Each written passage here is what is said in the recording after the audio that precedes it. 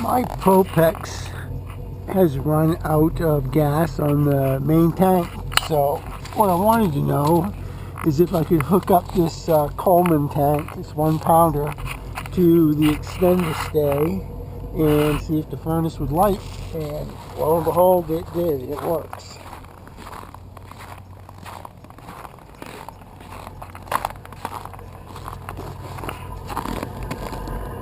And you can hear the exhaust of the Propex. You can see we just had an ice storm.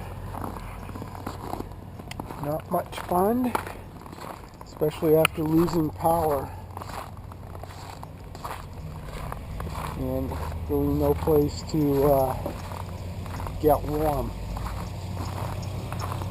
Got lots of ice.